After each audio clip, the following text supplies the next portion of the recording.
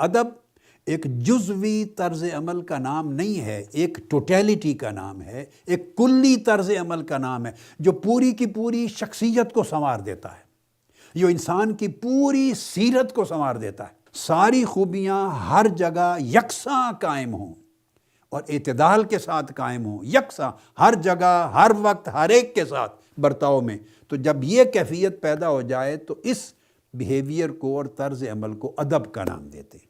ہم عام طور پہ اس کے بڑے لیمیٹڈ معنی سے واقف ہیں۔ ہم ادب کا معنی لیتے ہیں کسی کی رسپیکٹ کرنا، بزرگوں کی، ماں باپ کی، اساتذہ کی، مشائخ کی، اللہ والوں کی، بزرگوں کی عزت اور احترام اور تعظیم و تکریم، اس کو ہم سمجھتے ہیں یہ ادب ہے۔ بے شک یہ ادب ہے، مگر یہ کل ادب نہیں ہے، یہ سارے ادب کے معنی کا ایک جز ہے، یہ ایک جز ہے۔ ہاں یہ بھی ادب ہے، مگر اس سے ادب مکمل نہیں ہوتا۔ ادب بڑے کے ساتھ بھی ہوتا ہے، ادب چھوٹے کے ساتھ بھی ہوتا ہے، ادب اپنے جیسوں کے ساتھ بھی ہوتا ہے۔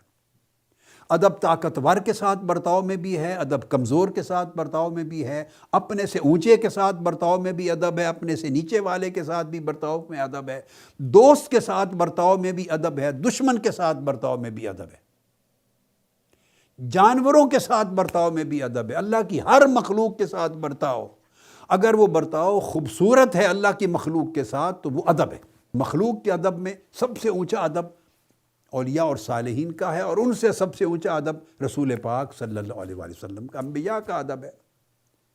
یہی اہل بیت اطہار اور صحابہ کرام کا ادب ہے، اور سب سے اوپر حضور علیہ الصلوۃ والسلام کا، اللہ کے نبی کا ادب ہے۔ جیسے ان کا رتبہ اور جیسے ان کا مقام ہے، ان کے ساتھ تعلق، برتاؤ اور معاملہ کرنے میں اتنا ادب، اور پھر اس سے اونچا اللہ کا ادب، وہ خالق و مالک ہے۔ آج کی گفتگو میں کہ اللہ کے ساتھ بندے کا ادب کیا ہونا چاہیے، یعنی اللہ کے ساتھ معاملہ کتنی خوبصورتی اور عمدگی کے ساتھ ہونا چاہیے، اس معاملے کا انداز کیا ہونا چاہیے، وہ کتنا حسین اور جمیل ہے، یہ ہوگا ادب مع اللہ۔ تو الادب مع الخلق، مخلوق کے ساتھ ادب، الادب مع الرسول، اللہ کے نبی اور رسول کے ساتھ ادب، اور الادب مع اللہ، اللہ کے ساتھ ادب۔ یہ براڈر سپیکٹرم آ گیا، اللہ کے ساتھ ادب۔ اب اس اللہ کے ساتھ ادب کا جو پورا ایک وسیع سبجیکٹ ہے، اس میں ایک گوشہ لے رہا ہوں، صرف ایک گوشہ، کہ اللہ سے مانگنے کا ادب۔ جب اللہ سے ہم کلام ہو تو ادب کیسا؟ اللہ سے ہم کلام ہونے کا ادب، یہ انبیاء علیہ السلام سے سیکھے، اور قرآن مجید اس کی تعلیم دیتا ہے، اللہ سے ہم کلام ہونے کا ادب۔ سیدنا ابراہیم علیہ السلام، ان کا ادب اللہ سے کیا ہے، اللہ سے ہم کلام، وہ اللہ رب العزت سے مخاطب ہے۔ سیدنا ابراہیم علیہ السلام فرماتے ہیں کہ میرا رب وہ ہے الذی خلقنی فہو یہدین۔ نمرود کو اور اپنی قوم کو بتا رہے ہیں، میرا رب وہ ہے جس نے مجھے پیدا کیا اور وہ مجھے ہدایت دیتا ہے۔ والذی هو یطعمنی ویسقین، میرا اللہ، میرا رب وہ ہے جو مجھے کھانا دیتا ہے، جو مجھے پانی دیتا ہے۔ جب بھوکا ہوتا ہوں تو کھانا دیتا ہے، پیاسا ہوتا ہوں تو پانی دیتا ہے۔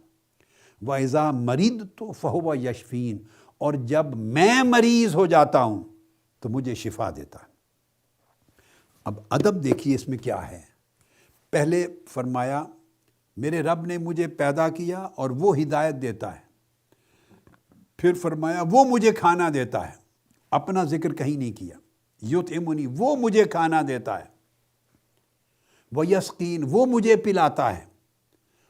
اور جب مریض ہونے کا ذکر کیا تو یہ نہیں کہا کہ جب وہ مجھے مریض کر دیتا ہے، یعنی کھانے کا ذکر کیا تو فرمایا یطعمنی، وہ میرا رب مجھے کھانا کھلاتا ہے۔ یہدین، میرا رب مجھے ہدایت دیتا ہے، میرا رب مجھے کھانا کھلاتا ہے، میرا رب مجھے شفا دیتا ہے۔ مگر یہ ساری خیر کی باتیں تھیں۔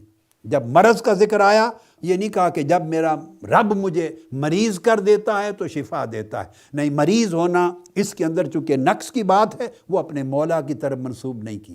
جتنی اچھائی کی باتیں تھیں، نعمتیں تھیں، اللہ کی طرف منسوب کی۔ جب مرض کا ذکر آیا تو کہا وَإِذَا مَرِضْتُ، جب میں مریض ہو جاتا ہوں، فہو یشفین، وہ مجھے شفا دیتا ہے۔